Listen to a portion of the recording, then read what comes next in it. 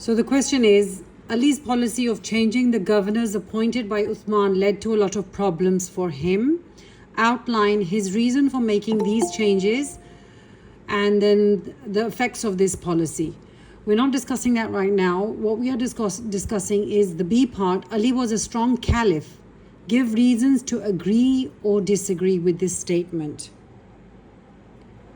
So was Ali a strong caliph or not?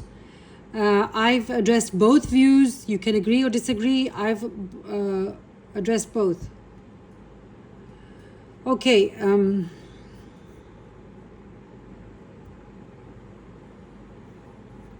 Oops. Okay, strong.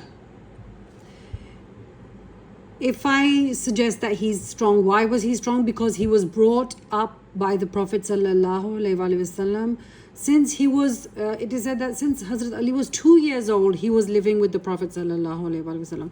So the closest of companions was him, and he saw the Prophet, how he used to deal with different situations, his upbringing, his ikhlaqiyat, how he would deal, within war, when they were in war, how would he diplomatically deal.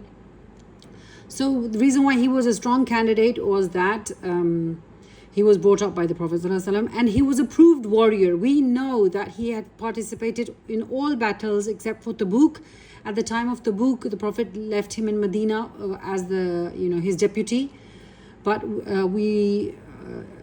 Khaybar, remember the Prophet ﷺ said that I'm going to give my flag to the one that Allah loves, and he loves Allah and Allah loves him, something like that. And so he was a proved warrior. He was the one who won over Khaybar, the castle of the Qamus, the fortress Qamus was won over by Ali. And then he was a man of principles. He stuck by his principles. He was a man of integrity. So that's why he was strong in his own, dealings. He dealt with pressure. Hazrat Ali, remember at the time of Osman when the rebels came in, at that time he was under pressure. And he dealt with the pressure to the best of his, ability. And plus he stood up for what was right. He stood up for what was right. If he decided to change the governors, then that was what he thought was right at that time. Because remember, the rebellion was all against the governors. So maybe he thought that if changing of the governors, at least the rebellion will, calm down. So he stood up for what was right,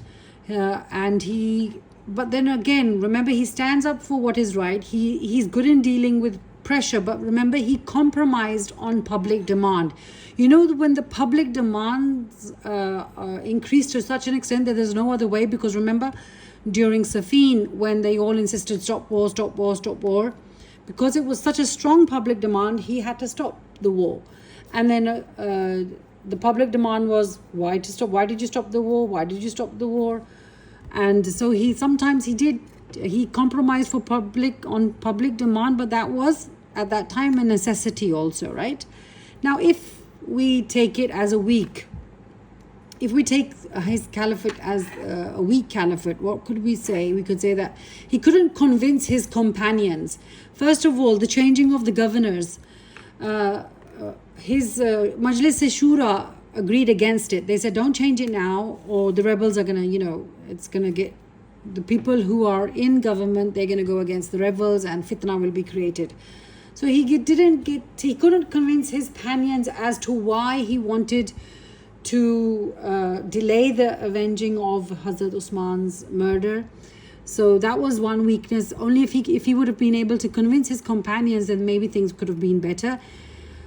And then he was weakened. One thing was that you are weak from inside, but no, he was not weak from inside. He was weakened due to accusations. When people levy accusations on you, that makes you weak from externally. It makes you weak, basically. What is this? Why is this happening?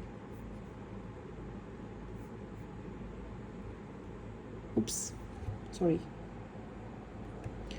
Okay, so Hazrat Ali was weakened due to accusations against him that he was supporting the rebels and they came in his favor, and he was thirsty for the caliphate. So externally he was weakened due to these accusations. And then what if why else was his caliphate weakened, or did he prove weak when the rebels at Jamal, they didn't, Hazrat Aisha and Hazrat Ali both did not understand the limitations of, the extreme limits of the rebels, that they would attack in the middle of the night, because negotiations took place. They won over each other. Hazrat Aisha and Hazrat Ali, they both agreed to no war and to go, and Hazrat Aisha is going back. But then the rebels attacked in the middle of the night, in which it weakened the stronghold that they had. And then the most toughest thing that weakened his caliphate and weakened him also was the opportunists took advantage. Who are opportunists?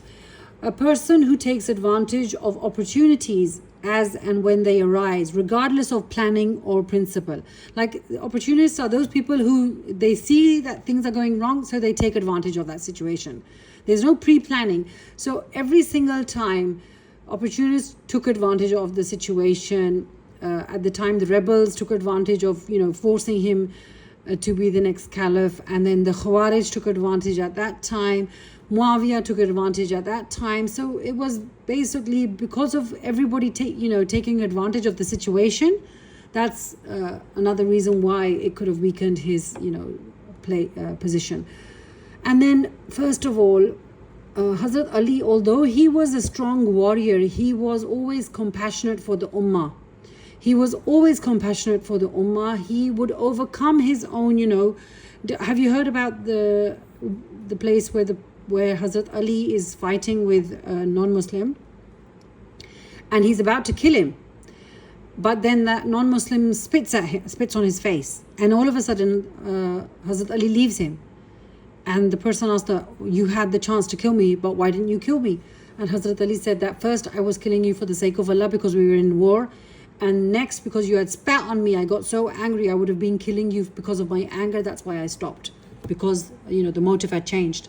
So he had compassion for the ummah. That was one weakness, because when you're compassionate about the ummah, about your subordinates, about all of your people, sometimes you want their benefit more than you want, you're more compassionate towards them, more considerate towards them. You want their facilitation, in which sometimes you yourself gets compromised. Your own principles get compromised just because you are good to the ummah, basically. So I tried to answer the question.